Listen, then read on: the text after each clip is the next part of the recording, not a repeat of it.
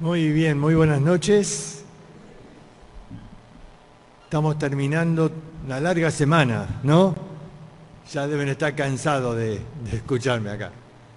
Pero estamos contentos de que vimos a Dios obrar en toda esta semana y disfrutamos de ver que la palabra de Dios lleva fruto en los corazones. Y muchos se han vuelto ya, se han vuelto los que vinieron de Pegüeña, los que vinieron de Roca, pero acá quedamos, ¿no? La iglesia del Señor aquí en Chipoleti, el testimonio que Dios abrió hace 20 años y que Dios es fiel, manteniendo esta luz para que el Evangelio siga siendo predicado en este lugar. Y vamos entonces a dar este último mensaje de esta semana y vamos a hablar de un tema fascinante. Vamos a hablar de la gracia de Dios.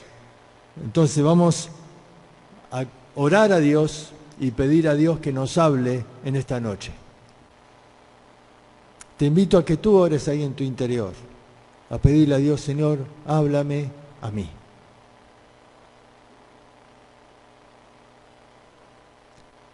Señor, gracias por la libertad de reunirnos, gracias porque tenemos tu santa palabra y te rogamos, Señor, que el Espíritu Santo, que conoce nuestra necesidad, hable a cada uno de nosotros y que en esta noche podamos, Señor, sentir como tu palabra suple nuestras necesidades espirituales. Enséñanos, háblanos, anímanos en esta noche. Te lo rogamos en el nombre de Cristo Jesús. Amén. Muy bien, vamos entonces a hablar de la gracia de Dios en distintos aspectos. En primer lugar, vamos a hablar de la gracia para salvación. Y dice Tito capítulo 2, versículo 11, porque la gracia de Dios se ha manifestado para salvación a todos los hombres. La gracia de Dios se manifestó no para un grupo selecto, sino para todos los hombres. Cristo murió por todos. La gracia de Dios se ha manifestado para salvación a todos los hombres, porque Él ama a todos por igual y quiere que todos sean salvos. Ahora, esta gracia de Dios, a ver si funciona.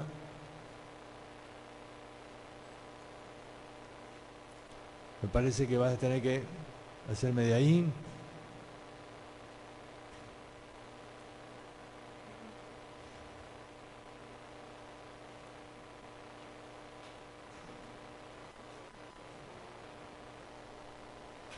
Muy bien, a ver.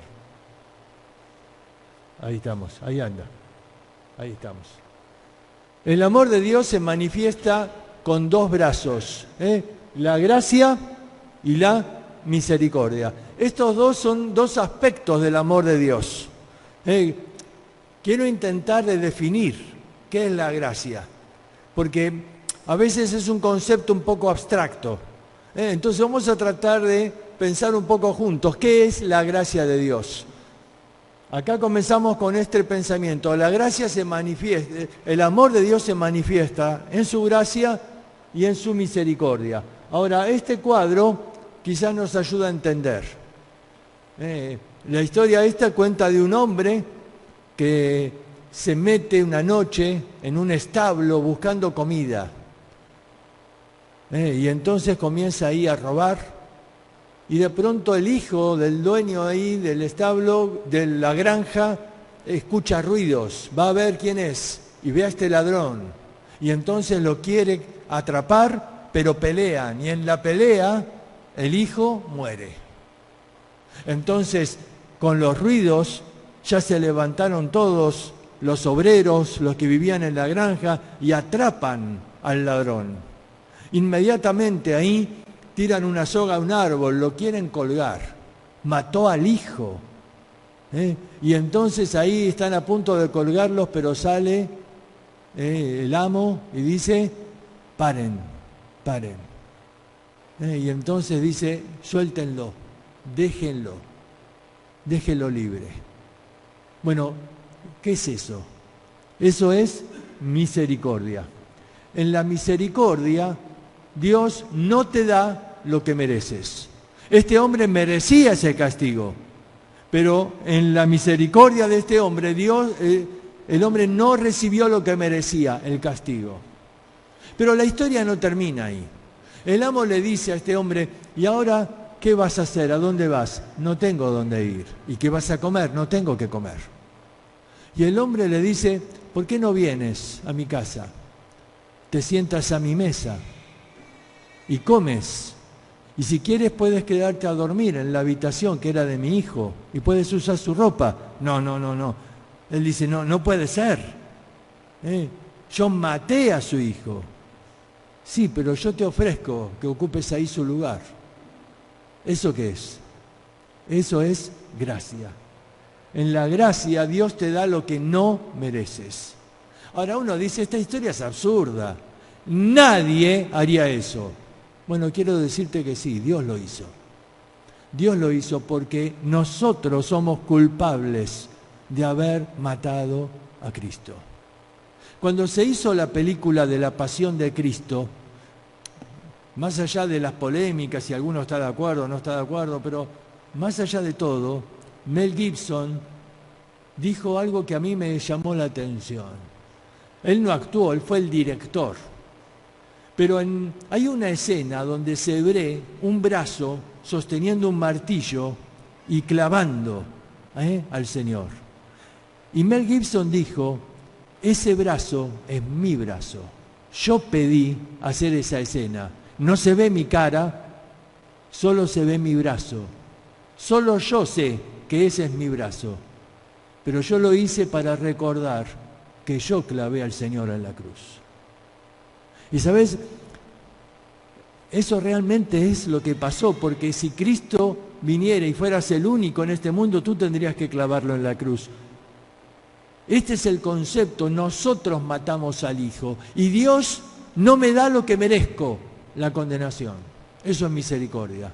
Pero me da lo que no merezco. Me dijo que ocupa el lugar del Hijo, me tomó como hijo y me dio su herencia y me invita a la mesa con Él. No, eso es la gracia de Dios. A ver, vamos a seguir pensando en la gracia. Dice Oseas 14:4, yo sanaré su rebelión, los amaré de pura gracia. Los amaré de pura gracia. Para ilustrar esto, el profeta tuvo que vivir algo muy especial.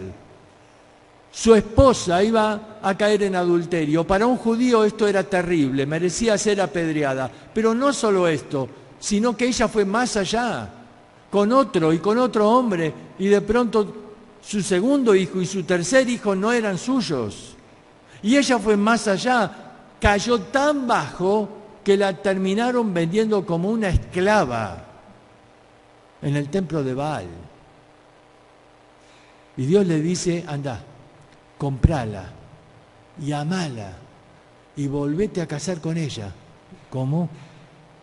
¿Sabés lo que era para este hombre judío con esa historia de no aceptar una mujer adúltera? Ir. Y dice ahí en Oseas capítulo 2 que dice, yo fui y la compré. La compré por, dice, 20 ciclos de plata y un homer de cebada. Todos saben que un esclavo vale 30 piezas de plata. Eso es lo que pagaron por Jesús, porque eso era lo que valía un esclavo. Pero el profeta pobre no tenía 30 piezas, tenía 20. Y completó con una bolsa de cebada, que era la harina más barata con la que se hacía el pan. ¿Sabés lo que está diciendo? Que él dio todo lo que tenía y la compró. Y le dijo, tú serás mi esposa para siempre. Ya lo eras, pero ahora lo volvés a hacer porque te compré por precio. Y te voy a amar por siempre. Pero ese amor, ¿cómo era? Un amor de pura gracia. De pura gracia.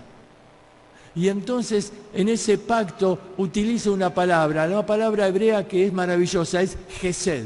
El Gesed de Dios es la gracia infinita, es el amor inagotable. Es ese amor que se da a quien no lo merece. Esa es la gracia de Dios.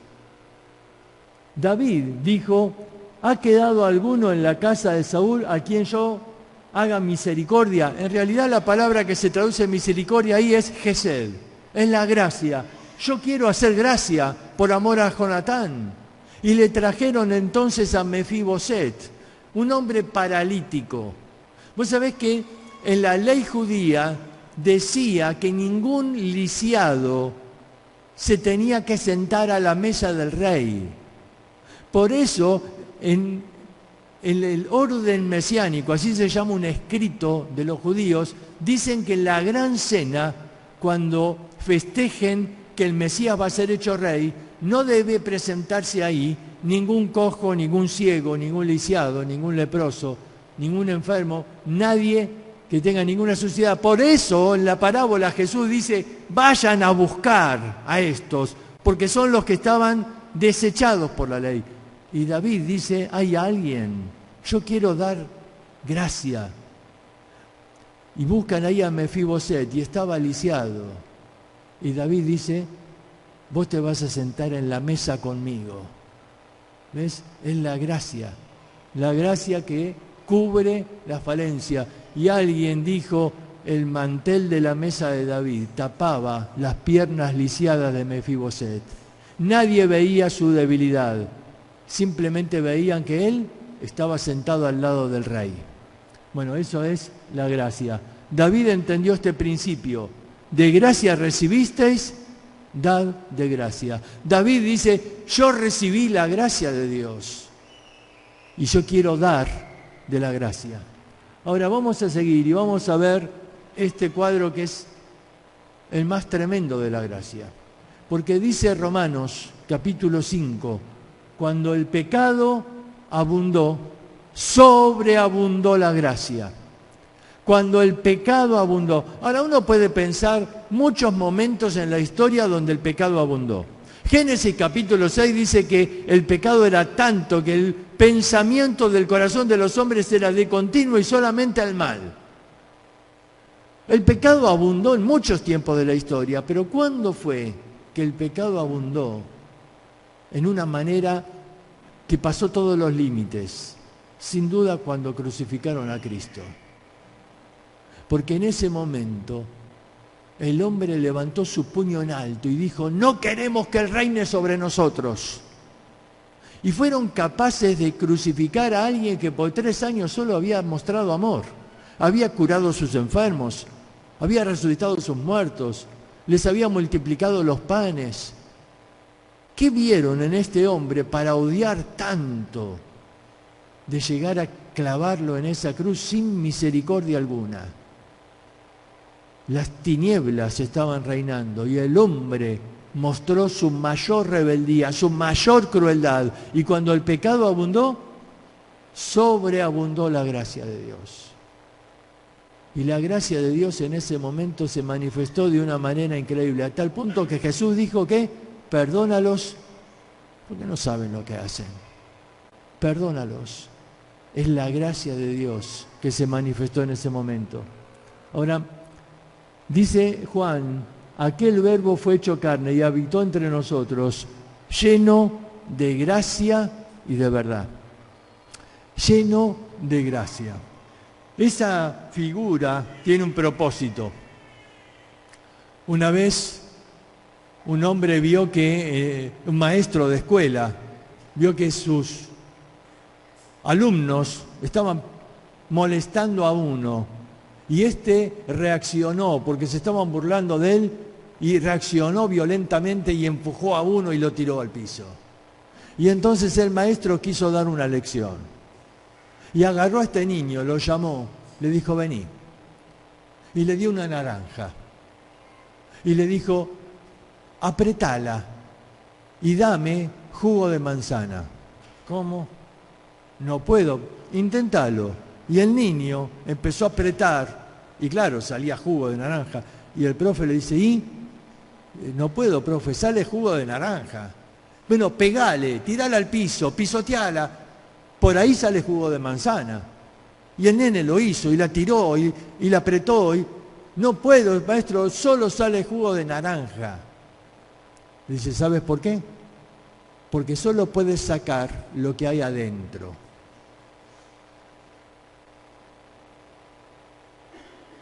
Si adentro tuyo hay violencia, eso es lo que va a salir. La verdad es que te pueden apretar, te pueden golpear, te pueden pegar. Eso hicieron con Jesús. Lo insultaron, le pegaron. ¿Y qué fue lo único que salió? Gracia, amor. ¿Por qué? Porque eso es lo que tiene adentro. No sale otra cosa. El problema no es lo que te hacen los de afuera, el problema es qué es lo que tenés adentro. Porque eso es lo que va a salir. Y ves, Jesús estaba lleno de gracia. Por eso lo único que salió de él es gracia. Por eso Pedro dice, nunca respondió con maldición. Nunca se enojó ni respondió con engaño. Porque él estaba lleno de gracia y de verdad. Ahora, esa gracia nos dio la salvación, pero esa gracia también nos dio la satisfacción. Y Juan también dice, porque de su plenitud tomamos todos, y gracia sobre gracia. Esta expresión habla de algo inagotable. Habla de, por ejemplo, una cascada de agua, cae agua sobre agua, o las olas en el mar. Viene una ola sobre la otra. La idea de la palabra gracia sobre gracia es que es algo inagotable. Sobre una gracia viene la otra, sobre una ola cae la otra. Gracia sobre gracia. Dice, de su plenitud tomamos todos, y gracia sobre gracia. A ver, esta historia por ahí nos ayuda a entender esto. En la época en que de Inglaterra emigraban a Estados Unidos, bueno, todos conocen la historia del Titanic, ¿no? Pero este no era el Titanic. Había muchos transatlánticos que en ese momento venían de Inglaterra para Estados Unidos. Y ustedes saben que había distintos tipos de tarifas, ¿no? La de primera clase, ¿no? Otra de clase turista y había una que era la más económica de todas. Ellos estaban en el fondo, no podían salir a cubierta, estaban ahí abajo. Una familia juntó todos sus ahorros y compraron entonces este pasaje, no tenían para más. Así que la madre había preparado comida para el viaje, había preparado pan y queso, era todo lo que tenían. Así que fueron, pero esa comida les duró un día, quizás dos, y se acabó. Y el viaje duraba mucho más. Y el niño empezó, papá, tengo hambre, ¿no tienes algo de dinero para ir a comprar algo? Y el padre le dijo, mira, solo me quedó una moneda, pero no sé qué te pueden dar por una moneda. Andá y buscá lo que consigas. Y el niño fue, y tardaba en volver. Los padres estaban preocupados, ¿qué le habrá pasado? Y al rato vuelve el niño, y le dicen, ¿y conseguiste algo de comer? Ah, sí, papá. ¿Qué conseguiste por esa moneda? Ah, me dieron un pedazo de carne con puré, estaba riquísimo. Y el papá lo miraba extraño. No puede ser.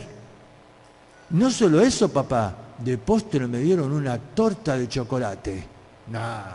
No puede ser. ¿Y todo por una moneda? Y el nene dice, no, acá tenés tu moneda.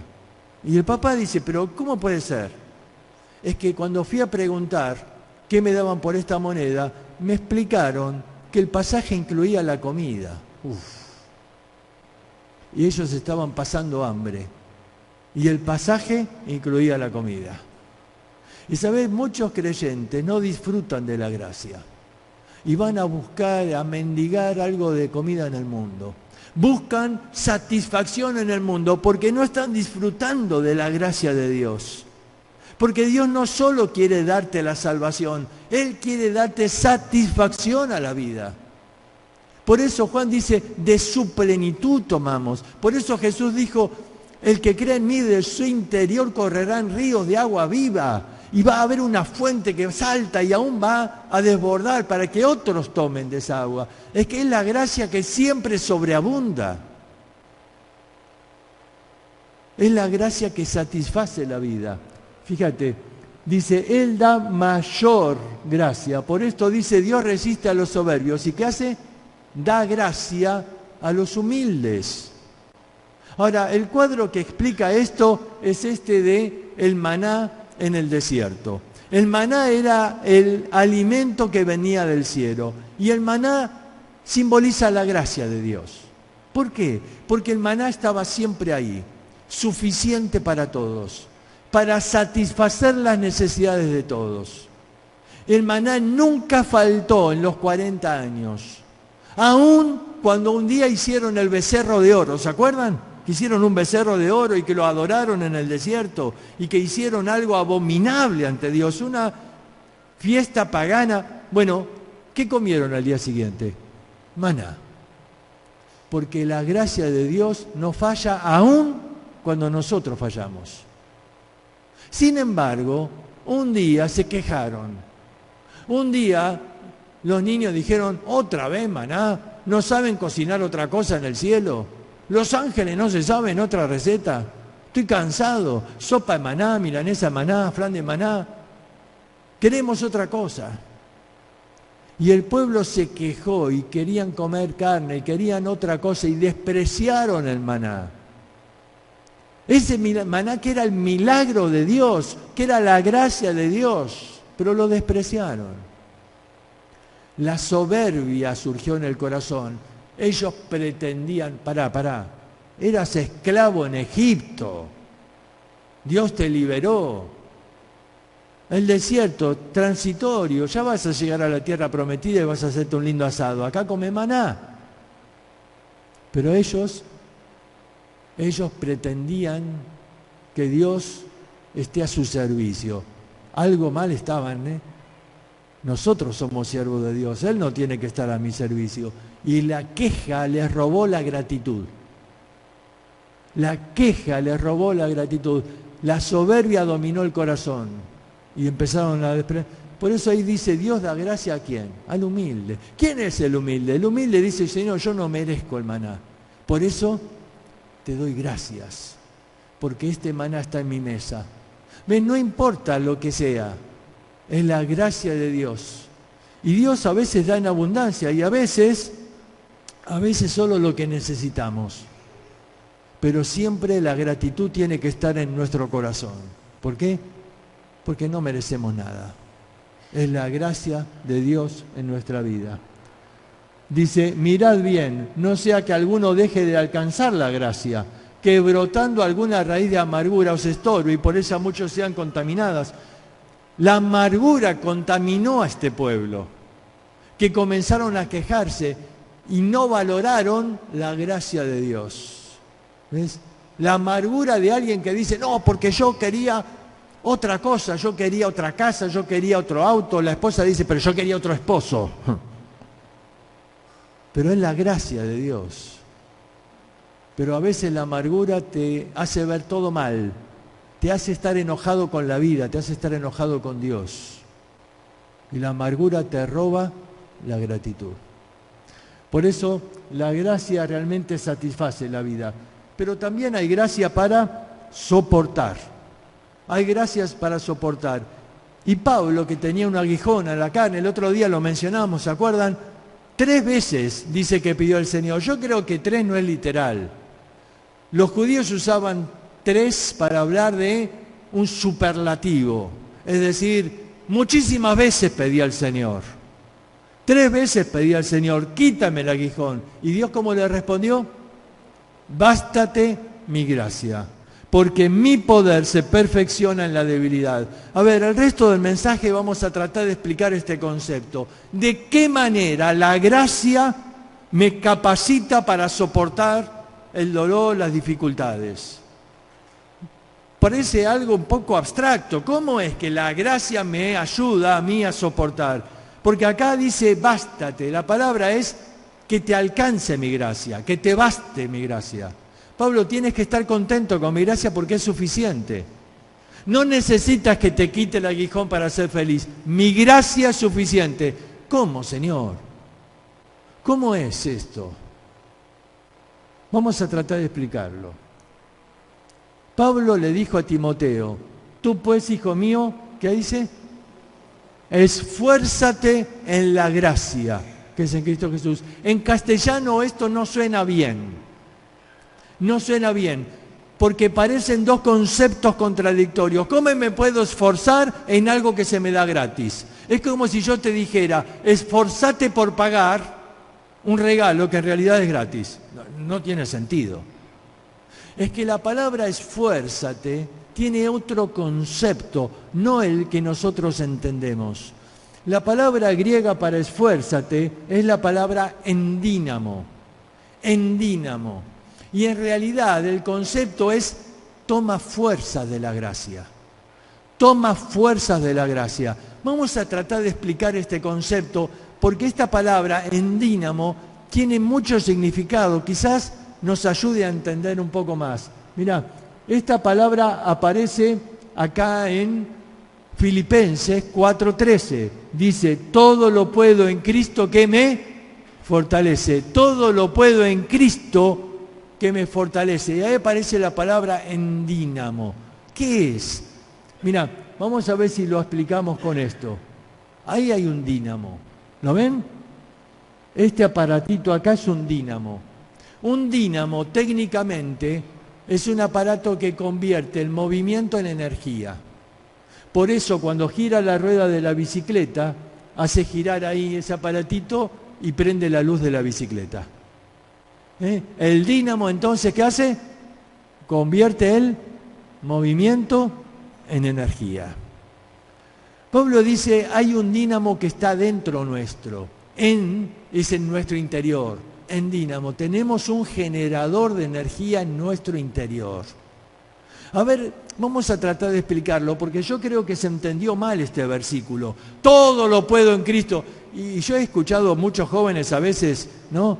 Uno dice, no estudié nada para el examen, pero me voy a presentar igual. No, te van a bochar. No, porque todo lo puedo en Cristo que me fortalece. No funciona así. Otro muchacho dice, le voy a hablar a esa chica. Y los muchachos le dicen, no, olvídate. Te va a decir que no, pero vas a rebotar como pelotita de ping-pong. No, dice, no, todo lo puedo en Cristo que me fortalece. No, pará. ¿Ves? Aplicamos el texto como algo de motivación y no entendemos. ¿Qué es lo que Pablo quiso decir? ¿Qué es? ¿Todo lo puedo? ¿Cualquier cosa puedo? No. Fíjate, dice ahí, en todo y por todo estoy enseñado. La palabra que él usa ahí, la versión de las Américas la traduce más exactamente, dice el secreto, he aprendido el secreto, dice así, en todo y por todo he aprendido el secreto, tanto de estar saciado como de tener hambre, tanto de tener abundancia como de sufrir necesidad. Todo lo puedo en Cristo que me fortalece. A ver, en ese tiempo estaban discutiendo dos corrientes, los epicúreos y los estoicos, dos corrientes filosóficas, y estaban buscando cuál es el secreto de la felicidad. Discutiendo, y Pablo dice, no, yo descubrí el secreto, yo aprendí el secreto. ¿Cuál es, Pablo, el secreto? El secreto es Cristo, el secreto es que Él genera en mí. A ver, vamos a traducir este texto un poco más de acuerdo a lo que Pablo quiso transmitir. Diría así, mirá, todo lo puedo afrontar porque Cristo genera en mí el poder para vivir más allá de las circunstancias. Todo lo puedo. ¿Qué se refiere?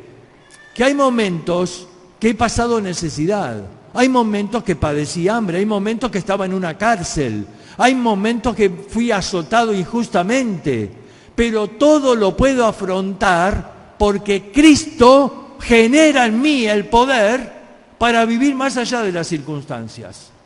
¿Ves? Todo lo puedo en Cristo porque Él genera en mí el poder. Él es el dínamo que genera. Ahora, quiero decirte algo. El dínamo de la bicicleta no genera energía cuando la bicicleta está parada. ¿No entendés? Tiene que estar... Yo por fe tengo que seguir andando. Y uno dice, pero no puedo, no tengo fuerzas. Sí, vos seguí, que Cristo se encarga de generar las fuerzas. Él genera en mí el poder. Mira, nosotros vemos esto en la vida de Pablo. Dice 2 Timoteo 4:17, pero el Señor estuvo conmigo y me dio fuerzas, ahí está en dínamo, para que por mí fuese cumplida la predicación y que todos los gentiles oyesen. Pablo estaba encarcelado, lo encadenaban a un guardia, y Pablo dice, el Señor generó en mí el poder para que yo no esté ahí en esa cárcel afligido, con autocompasión, diciendo, pobrecito de mí. No, yo le predicaba al seguardia. Y dice Filipenses 1 que gracias a mí todo el pretorio escuchó el Evangelio. ¿Sabés cuántos soldados componían el pretorio? 9.000. Y él dice, gracias a mis prisiones, todo el pretorio escuchó el Evangelio. Así que ¿a cuántos les predicó? A los 9.000. ¿Cómo hizo? ¿Los reunió en un gran salón? No, uno por uno, cuando lo encadenaban al lado. ¿Ves? El Señor me dio fuerzas. El Señor generó en mí el poder para predicarle a los 9.000. Y después Pablo estaba escribiendo las cartas desde la cárcel, ¿no? Y a mí me da risa porque cuando termina la carta a los colosenses, ¿no? Dice, acá el guardia que tengo a mi lado les manda saludos. Sí, dice, los de la casa de César, que eran los guardias pretorianos, que eran los únicos que estaban con Pablo en la cárcel, dice, les mandan saludos. Le dijeron, Pablo, ¿a quién estás escribiendo? A la iglesia de Colosas. Mandale saludos. El Señor hizo una obra ahí en la cárcel. El diablo quería que Pablo esté ahí amargado, entristecido. El Señor me abandonó, no puedo cumplir mi ministerio, estoy en una cárcel, no puedo fundar iglesias. No, nada que ver. Él ahí podía predicar el Evangelio. Y Pablo estaba ahí en Filipos, en la cárcel, azotado injustamente, ni siquiera lo juzgaron, le dieron mucho y lo pusieron en un cepo, era parte de la tortura, en la cárcel de más a fondo, medianoche. ¿Sabés qué estaban haciendo? Cantando himnos. Siempre me sorprendió esta imagen, porque no se escucha cantar en una cárcel, menos a medianoche. Pablo le dice así, ¿las podés dormir? No, me duele todo. Y bueno, vamos a cantar. ¿Estás loco, Pablo? ¿Cómo vamos a cantar? Estamos en una cárcel, los presos nos van a tirar con algo, quieren dormir. Vamos a cantar. Vamos a cantar, vamos a alabar al Señor. Y se pusieron a cantar y hubo un terremoto. Y las puertas se abrieron, las cadenas cayeron. Y hubo un milagro ahí. ¿Cuál fue el milagro? ¿El terremoto? No, el terremoto no es ningún milagro. Que ninguno se escapó, porque querían escuchar qué tienen estos hombres, qué tienen ellos que nosotros no tenemos, cómo hacen para cantar después de haber sido azotados. No nos vamos nada ahora, queremos saber qué tienen estos hombres. Ahora uno se pregunta, Pablo, ¿de dónde sacaste las fuerzas para cantar estando azotado injustamente? Pablo dice, yo descubrí el secreto. ¿Cuál es el secreto? Todo lo puedo afrontar porque Cristo genera en mí el poder. Todo lo puedo en Cristo que me fortalece. Él genera el poder para soportar las dificultades de la vida. Mirá, Él genera el poder para este hombre que se convirtió y sus amigos se burlaban y se burlaban. Y él pensaba que no iba a soportar, pero Cristo generó el poder. Él generó el poder para soportar aún la muerte. Hoy escuchaba a un matrimonio amigo, Rubén y Graciela. Ellos están sirviendo al Señor en Perú. Y su hijo de 19 años estaba estudiando en Argentina. Y en Buenos Aires un colectivo lo atropelló y murió. Y el dolor, por supuesto, era indescriptible. Y en el velorio había mucha gente. Y alguien le dijo a Rubén que pase a decir unas palabras. Y él pasa por al lado mío, nunca me voy a olvidar. Me dice, Daniel, no puedo. No me salen las palabras, ¿viste? El dolor te aturde, no te deja expresar.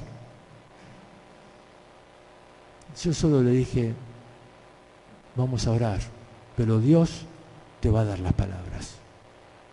Y él se puso ahí adelante y dio un mensaje poderoso del cielo. Y muchos vinieron a Cristo en ese velorio. Él mismo no entendía de dónde venían las fuerzas, porque él estaba abatido como padre ante el dolor de la pérdida de su hijo. pero Cristo generó el poder. Ahora, escúchame, no lo trates de entender, porque ese poder lo genera Él en el momento en que lo necesitas, no lo genera antes, porque no se guarda ni se acumula el poder, porque no tenemos una batería, sino que el poder se genera en el momento.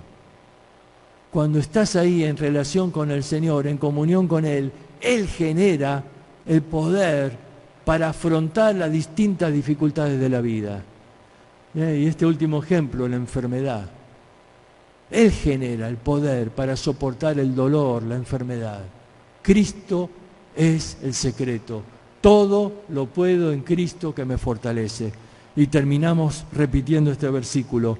Y me ha dicho que bástate, que te sea suficiente, que te alcance mi gracia.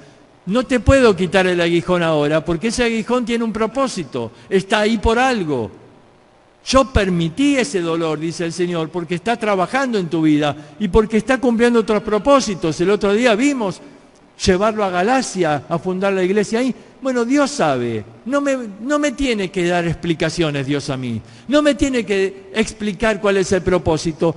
La mayoría de las veces no lo vamos a saber. Quizás en el cielo recién entendamos el propósito, pero nosotros tenemos que entender que nunca nos falta la gracia, el poder que nos permite soportar los dolores más grandes de la vida. Cristo genera en nosotros ese poder. Y Cristo genera el poder que vos necesitas y el poder que yo necesito en circunstancias diferentes. El poder que genera en mí no es el mismo que genera en ti, porque a cada uno genera el poder que esta persona necesita para afrontar la situación que él está viviendo. Ese es el secreto. Que Dios genera la capacidad de poder estar contento en toda situación. Pablo dice, hubo momentos de abundancia y estaba disfrutando y me hospedaron en un hotel 5 estrellas. Y hubo otro momento que estaba en una cárcel y no me dieron de comer. Pero en ambas situaciones podía disfrutar de ver a Dios obrando. En ambas situaciones Él generó en mí el poder. Esa es la gracia de Dios que suple toda necesidad. Esa es la gracia que trae satisfacción a la vida. Por eso terminamos con este cuadro de Jesús. Yo te pregunto, ¿vos pensás que Jesús en aquella cruz, totalmente ensangrentado, burlado por los hombres, maltratado, escupido, pensás que Él podía tener satisfacción ahí en la cruz? Hebreos dice que por el gozo puesto delante de Él sufrió la cruz. Y uno dice, ¿qué gozo podía tener? Es que gozo no es alegría, la hemos entendido mal. Yo no puedo tener alegría en medio del dolor de la partida de un ser querido. No, es que gozo no es alegría. Hemos entendido mal el concepto. Jesús dice, por el gozo soportó la cruz, pero no estaba contento en la cruz, estaba sufriendo en la cruz. ¿Qué es entonces gozo? Es satisfacción. Mira, un padre puede haberle donado un riñón a su hijo porque lo necesitaba y le salvó la vida donándole ese riñón.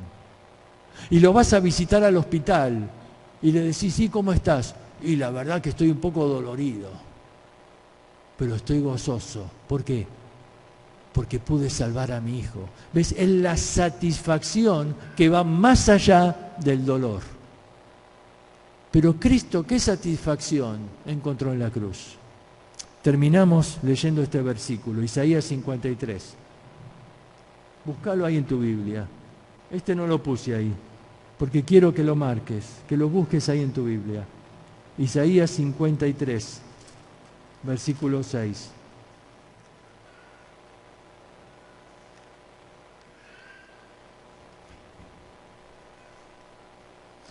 Perdón, versículo 11. Isaías 53, versículo 11. Verá el fruto de la aflicción de su alma y quedará satisfecho. Está describiendo a Cristo en la cruz, Está describiendo, dice versículo 7, angustiado él y afligido, no abrió su boca. Está hablando del Cordero de Dios muriendo por nosotros y dice ahí en la cruz, verá el fruto de la aflicción de su alma. ¿Qué es lo que él iba a ver en esa cruz? Iba a ver tu salvación. Iba a ver mi salvación. Iba a ver el fruto de su sacrificio. ¿Y cómo iba a quedar? Satisfecho. Y por esa satisfacción sufrió la cruz, soportando el oprobio. Soportó el sufrimiento de la cruz porque tenía puesta la mirada en el fruto de su sufrimiento, nuestra salvación. Y él dijo, vale la pena. Sí, estoy sufriendo el dolor del mismo infierno, pero vale la pena por los que estoy salvando. ¿Ves? Este tema de la gracia quizás lo terminaremos de entender en el cielo. Pero espero que hoy el Señor te haya iluminado un poquito más para descubrir la maravillosa gracia de Dios. ¿Terminamos orando?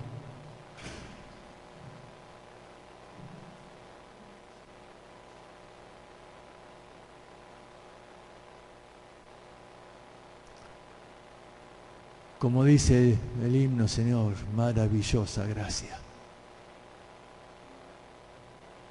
Qué tremendo, Señor, cuánto has hecho por nosotros y cuánto aún tenemos que aprender. Ayúdanos, Señor, a confiar que jamás falla esa gracia y que aún en los momentos de dolor nos basta, nos alcanza, es suficiente la gracia. Porque tu poder se perfecciona en nuestra debilidad. Ayúdanos a entender estos conceptos.